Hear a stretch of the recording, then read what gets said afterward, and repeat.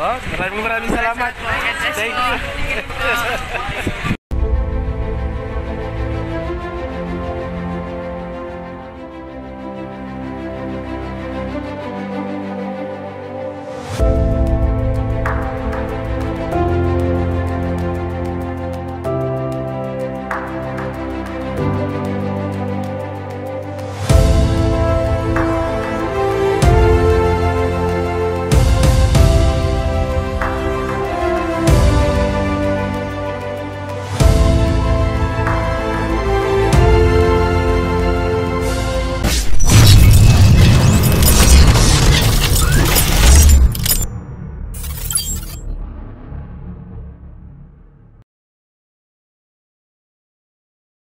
Hello guys! Welcome to my YouTube channel. This is Kuya Potpot Vlog at meron tayong isang reaction video po, no, mga kalingap.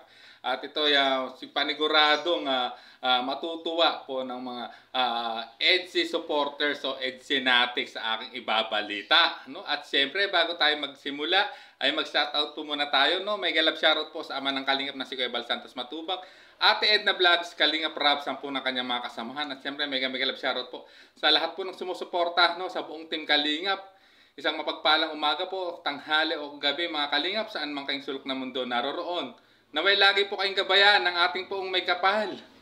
At yan guys, no, tuloy-tuloy na tayo, no, sa ating reaction video guys. At itong topic natin ay tungkol po doon sa isang nag-comment dati, no, last year, no, sa live ni Kalingap Edu, no, kung saan ay nag-offer po siya ng Disneyland tickets, no, sa US nung unang offer niya, kung if ever na makakakuha si Beyonce ng passport, no, nung last year po yun, October, kung saan di ba nag-ano po nga sila, no, nag-apply o kumuha si Beyonce ng passport po sa Legazpi. At dito ay kung natatandaan nyo po, ang pangalan po nung nag-comment na po yun ay si Ma'am Guinevere, no? From Orange County sa US, no? At ang kanyang sinabi ay ganito, no? Sa nung unang reaction ko sa kanya, no, ay nag-comment po siya doon sa aking upload na yun, at ito yung sinabi niya, no? Sabi po ni Ma'am Guinevere Lodevico na from Orange County ay ganito: "Hi Kuya Potpot, thank you. I was surprised you featured my comment in Kalingap Edu's live. I've been a solid Kalingap Edu and EDSI supporter, but I'm also watching Kalingap Rob, Kuya Bal, K-Boys, and other vloggers, reactors, and Team Kalingap. Yes, I can sponsor their Tokyo Disneyland tickets. I'll message Kalingap Edu if their Japan trip will come through in his FB Messenger." No? Yan yung comment niya nun sa aking reaction nung nakita ko yung comment niya na aking reaction ng last year, last October 21. No, at ngayon guys ay no, maybe hindi niya ako na-reach out, hindi na ngayon ang ni-reach out niya po ay si Ma'am Kapudi Mix Channel Singapore, at nag-message po ito sa Facebook page po ni Ma'am Kapudi. At ito na nga po yung good news na sinasabi ko mga Kalingap, no? Ang sabi niya po rito: "Hi Ma'am Kapudi, I'm Guinevere. I messaged you earlier in your live. I already sponsored the HK Hong Kong Disneyland tickets for Kalingap Edu and Beyonce. I sent the money to Kalingap Edu last Friday and informed him it's for their Disney tickets.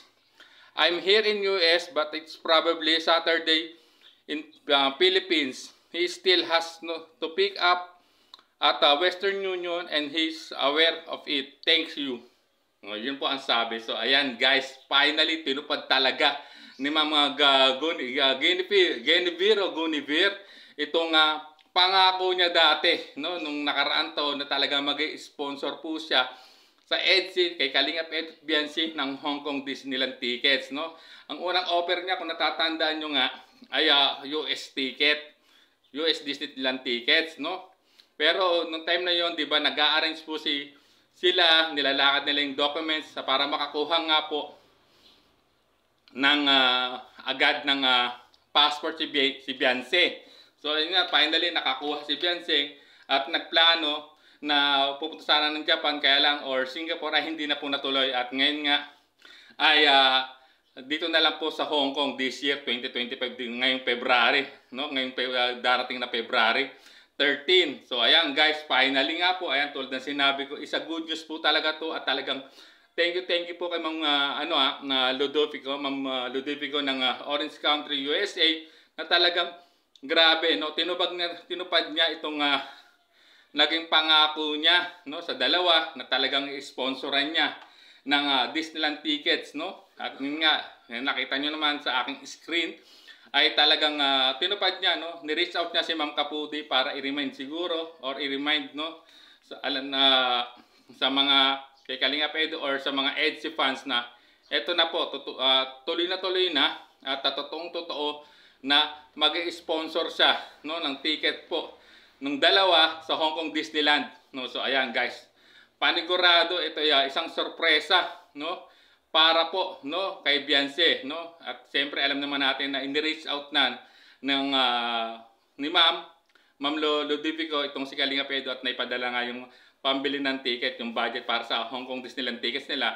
Panigurado ito yung matutuwa po ng EDSI fan, lalong-lalo na si Baby Beyonce, no, dahil first time niyang makakapunta outside country or magtutour, no, labas ng bansa at sa Hong Kong, at ma-experience niya itong pagpunta sa the happiest place on earth. Walang iba kundi ang Disneyland, no. So ayan guys, no, napakagandang balita po niyan at talagang thank you po kay Ma'am Ludovico, no, ng Orange County, US. More blessing po sa inyo sa inyo at sa buong pamilya niyo at talagang I really happy na talagang tinupad niyo po itong naging sinabi niyo, no, itong kinomment niyo sa live ni Kalingap Edu at sa aking reaction video last October 21, 2024, no, na talagang willing kayong mag-sponsor no, nasagutin yung ticket ng dalawa, no, sa Disneyland. At ito nga natupad na at iintay na lang nating dumating itong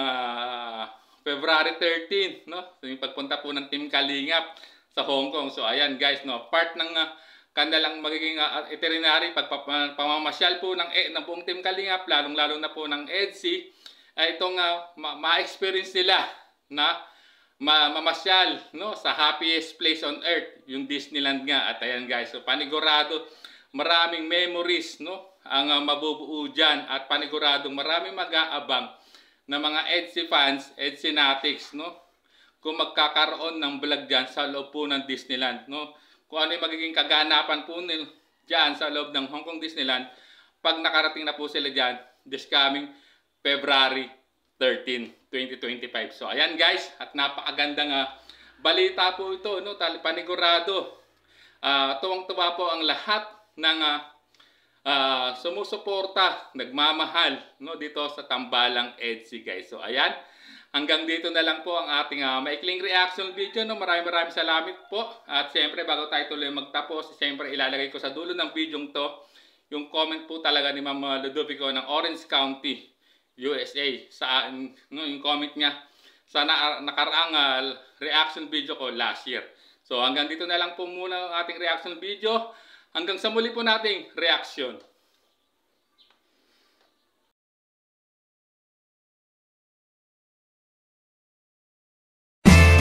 There's a vlogger named Kuya Pot Pot, spreading good vibes, giving all he's got. With the camera in his hand, he hits the road, capture moments, sharing stories untold. Kuya Pot Pot, he's the one we adore, bringing smiles, he's got so much more.